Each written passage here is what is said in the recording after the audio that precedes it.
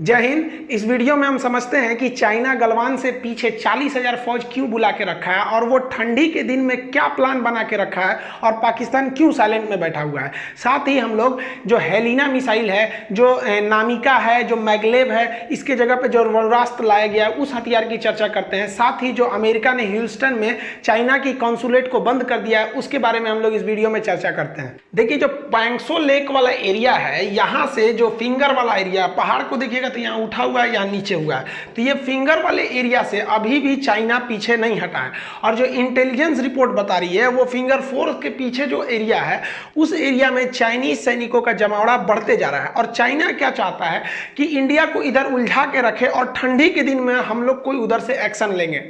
देखिए, ठंड के दिन में क्या होता है कि इस एरिया में बर्फबारी ज्यादा होने लगती है, तो चाइना को लगता है कि वो इंडियन सैनिकों को इस एरिया में घेर लेंगे ठंड के दिन में। आप इसको एक और तरह से देख सकते हैं कि पाकिस्तान बिल्कुल चुप है, वो किसी तरह की कार्रवाई अभी नहीं कर रहा है बॉर्डर पे। इससे यह साफ जाहिर होता है कि ठंड के दिन में वो कुछ ना कुछ इस एरिया में नया जरूर करेंगे। इसलिए भारत को भी सतर्क रहना चाहिए, अपनी सैनिकों को अभी से इस तरह से ट्रेनिंग देनी चाहिए, जो खास करके कश्मीर, लद्दाख, कुमायूं, इस ये जो बटालियन है, ये ठंड के एरिया में इनको काफी ज्यादा अनुभव है लड़ने का, और तो इसलिए उनको भी ट्रेनिंग देके रेडी रखना चाहिए कि ठंड के दिन में कुछ भी हो तो हम इसका जवाब दे सके। देखिए, जो टैंक होते हैं ये इनकी शक्ति बहुत खतरनाक होती है। अगर इन पे आप बम मारेंगे ना तो बम कोई ऐसे झाड़ देता है, कहता है बम मारता है। तो इसके लिए हाई एक्सप्लोसिव एंटी टैंक आते हैं। तो इनको पहले मारने के लिए ना एक मैकेनिकली कंट्रोल एक लॉन्चर होता था, मैगलेव मिसाइल होते थे। इनको क्या किया जाता था, इसे लॉन्च किया जाता था और इसमें देखेंगे तो इसमें एक वायर लगा होता था। जैसे ये जाता था तो इसके पीछे वायर जाता था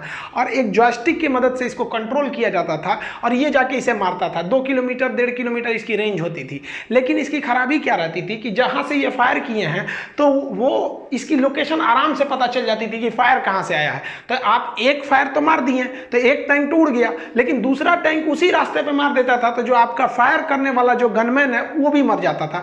तो ये बड़ी खराब पोजीशन थी। तो इसको हटाकर एडवांस वर्जन का एंटी टैंक मिसाइल लाया गया, जिसमें भारत ने भी अपना एंटी टैंक मिसाइल बनाया जिसका नाम रखा नाग मिसाइल को डीआरडीओ ने बनाया था। इसमें क्या था, इसका अपना सीकर लगा हुआ था। सीकर का मतलब होता है सीक कर लेना, खोज लेने वाला। इसके मुंह पे सीकर लगा होता है, अपने से खोज लेता है। जो इस नाग मिसाइल को ले जाने वाला वाहन है, जो व्हीकल है, उसका नाम है नामिका। अब इसमें क्या फायदा होता है, इसका खुद का सीकर है, तो आप इसको टैंक पे मार दीजिएगा तो अब आपको टेंशन थोड़ी लेना है, उसको गाइड थोड़ी करना है कि हाँ दाहिने जाओ बाएं जाओ। अब क्या है कि मारो और वो जाके खुद ही इस टैंक को मार देगा। इसमें हाई एक्सप्लोसिव एंटी टैंक है, इसीलिए इसको कहते हैं फायर, यानी चला दो, फॉरगेट, भूल जाओ, कि दागो और भूल जाओ, यानी दाग दिए मिसाइल, अब भूल जाओ, जाके मार देगा। इसमें क्या था, मिसाइल दागो अब उसके बाद कंट्रोल करो। इसलिए नाग मिसाइल को फायर एंड फॉरगेट मिसाइल कहते हैं। ये अक्सर आता है कि कौन सी मिसाइल को दागो और भूल जाओ मिसाइल कहते हैं। अब इसका जो वाहन है वो है नामिका। नामिका जो है वो एक इसका भी चेन सिस्टम पर इसको लगाया गया है। ये क्या होता है, जैसा ये काफी मजबूत होता है और इस पे से आप लॉन्च कर सकते हैं इस नाग मिसाइल को। लेकिन ये जो नाग मिसाइल है, इसे नामिका से जब लॉन्च किया गया तो एक चीज समस्या समझी गई कि मान लीजिए कोई टैंक है वो गड्ढे में है और आप ऊंचाई पे, आप थोड़ा सा भी गड्ढा है तो उसमें टैंक छुप जाता है, तो और बराबर की जमीन से आप ज्यादा दूर तक देख नहीं सकते हैं। तो वैज्ञानिक ने दिमाग लगाया डीआरडीओ के कि क्यों ना हम इस नाग मिसाइल को हेलीकॉप्टर में फिट कर दे। तो हेलीकॉप्टर हाइट पे होता है, वो आराम से देख सकता है कहां पर है। तो क्या किया गया, हेलीकॉप्टर पर नाग मिसाइल को जोड़ दिया गया। तो उसी को कहा गया हेली मतलब हेलीकॉप्टर, नाग मतलब नाग, तो हेलिना मिसाइल बना दिया गया। हेलिना मिसाइल को हेलीकॉप्टर के हार्ड पॉइंट में फिट कर दिया जाता है, उसके बाद इसे लॉन्च कर दिया जाता है टैंक के ऊपर। ये टैंक काफी घातक होते हैं। इसमें एक तो इसका ऑपरेटर होता है जो इस टैंक को चलाता है। बेसिकली इसे 3 से 4 लोग चलाते हैं। टैंक जब पढ़ाएंगे तो आपको टैंक के बारे में A to Z डिटेल बताएंगे। लोगों को लगता है कि टैंक में इतने चक्के हैं सब चलते होंगे, भाई ये केवल डगरते हैं सब। मेन पावर इसके लास्ट चक्के में होता है, वहीं पे इंजन होता है पीछे, और बाकी इसको इस पे फ्लैट करने के लिए दिया जाता है ताकि एरिया बढ़ जाए और धंसे नहीं। तो ये इसको क्या करता है, ये हार्ड पॉइंट से इस पर हमला कर सकता है। इसमें दिन और रात दोनों में क्या होता है, ये देख सकता है, दिन में देख सकता है, रात में भी इंफ्रारेड से देख सकता है, इसलिए इससे छुपना बड़ा मुश्किल है। ये 2 तरह से हमला करता है। एक डायरेक्ट हमला कर सकता है हेलिना मिसाइल, और एक जो होता है वो डायरेक्ट हमला ना करके ऐसे करता है, फिर ऊपर से जाके मिसाइल हिट करती है। इससे फायदा क्या होता है कि टैंक्स के जो साइड के पोर्शन होते हैं ना, ये काफी मजबूत बनाए जाते हैं। एक्सप्लोसिव को झेल लेते हैं। और वही जो ऊपर से ऐसे आके मारता है ना, तो ऊपर का आर्मर उतना मजबूत नहीं होता है और पूरी तरह से टैंक को ब्लास्ट कर देता है। साथ ही इसे हेलीकॉप्टर से लॉन्च करने से एक और फायदा क्या होता है, इसे लेजर गाइडेड कर सकते हैं। यानी आप इस मिसाइल को छोड़ दीजिए और जो पायलट है वो एक लेजर बीम निकालेगा और वो लेजर बीम उस टैंक के ऊपर चला जाएगा। अब वो लेजर बीम इस टैंक के ऊपर चला गया तो ये मिसाइल जो है वो उस लेजर को ढूंढते हुए आएगी, न कि टैंक को। अब पायलट वहां से लेजर बीम उसी पे लगाया रहेगा और उसी को लॉक करके छोड़ देगा। अब टैंक भागते भी रहेंगे तो लेजर अपने से घूम जाएगा और उस लेजर को ढूंढते हुए ये मिसाइल आके उसको हिट कर देगा। हेलिना मिसाइल जो है इसकी रेंज जो थी वो लगभग 3 से 4 किलोमीटर थी, इसे और बढ़ाकर लगभग 7 किलोमीटर का रेंज किया गया है। तो इसी हेलिना मिसाइल का एडवांस जो वर्जन है वो ध्रुव अस्त्र मिसाइल है। इसे रुद्र हेलीकॉप्टर और ध्रुव हेलीकॉप्टर में फिट किया जाएगा। इसके अलावा एक और डीआरडीओ ने समस्या देखा कि देखिए हम हेलीकॉप्टर से तो मार सकते हैं जहां खुला एरिया है, हम नामिका पे भी लगा के मार सकते हैं, नामिका एक टैंक के शकल का खुद होता है।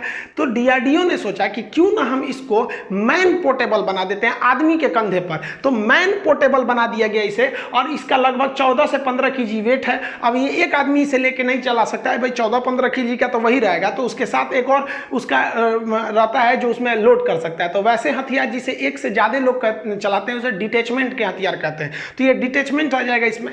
अब ये क्या है कि छोटे मोटे गली मोहल्ला या फिर जंगल की जो खाई वगैरह होती है उसमें से भी ये लोग जाके और इस पर ये हिट कर सकते हैं। देखिए अमेरिका ने अपने ह्यूस्टन में स्थित चाइना का जो कॉन्सुलेट था उस कॉन्सुलेट को कहा है कि भैया आप 72 घंटे के अंदर यहां से खाली करके जाइए, क्योंकि अमेरिका ने चाइना पर यह आरोप लगाया है कि वो खुद का कोरोना वायरस का जो वैक्सीन है वो डेवलप नहीं कर रहा है, बल्कि उसके मॉडर्ना कंपनी के जो वैक्सीन वगैरह है उसे वो चुराने का काम कर रहा है। और इसको उसने क्या कहा है कि भाई उसने अपनी एम्बेसी जो है वहां पर आग लगाने का काम किया। उसके ऊपर सैटेलाइट इमेज से देखा गया है तो उसके अंदर कुछ डॉक्यूमेंट्स को जलाए जा रहे थे, इसलिए उसने कहा कि भैया आप यहाँ की कॉन्सुलेट को खाली करके चलिए। ये वही ह्यूस्टन है जहां सितंबर में मोदी जी गए थे पिछले साल, जहां हाउडी मोदी का कार्यक्रम किया गया था। एनआरजी स्टेडियम जो फुटबॉल का स्टेडियम था जिसमें लगभग 50,000 लोग वहां पर आए थे। आप सुने होंगे हाउडी मोदी का जो कार्यक्रम था, उसी के बदले हम लोग ने नमस्ते ट्रंप को किया था गुजरात में अहमदाबाद में। तो यहां पर कॉन्सुलेट को चाइना को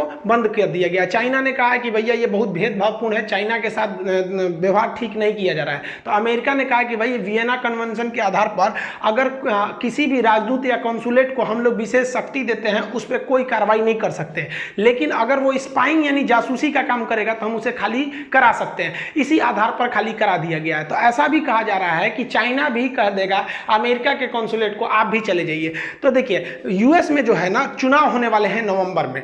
अब डोनाल्ड ट्रंप के पास बहुत कुछ है नहीं चुनाव में कहने के लिए, क्योंकि कोरोना के वजह से इनकी पूरी के अब देखते हैं सबसे बड़ा कोरोना पीड़ित अमेरिका हो गया है और व्यापार भी बहुत ज्यादा ये नहीं ले जा पाए डोनाल्ड ट्रंप। इसलिए डोनाल्ड ट्रंप चाहते हैं कि वहां की जो जनता है अमेरिका की वो पूरी तरह से चाइना के खिलाफ है, इसलिए चाइना के खिलाफ बड़ा बड़ा एक्शन लेना चाहते हैं। अब अमेरिका और चाइना में अगर ये एम्बेसी का वार्तालाप टूट जाएगा तो ये बहुत अच्छा है, क्योंकि अमेरिका जो है अब एशिया में, अब तो पाकिस्तान भी उसका साथी नहीं रह गया, चाइना भी नहीं रहा, तो वो इंडिया को ज्यादा प्रीफर करेगा। और जो अमेरिका की कंपनी चाइना है वो चाइना से भागेंगी तो मोस्ट प्रोबेबली चांस है कि उसे हम इंडिया में ले आ सके। देखिए ये एम्बेसी और हाई कमीशन में क्या अंतर होते हैं, जिसे उच्चायुक्त या राजदूत कहते हैं, कॉन्सुलेट भी अलग होते हैं, डिप्लोमेट क्या चीज होते हैं सब, वीजा क्या होता है, वियना कन्वेंशन क्या होता है, ये सब के बारे में हम एक सेपरेट वीडियो बनाए हैं, डिस्क्रिप्शन में उसका लिंक दे देंगे, आप उसे जरूर देख लीजिएगा, काफी इंपॉर्टेंट वीडियो है। मिलेंगे नेक्स्ट वीडियो में, तब तक के लिए जय हिंद।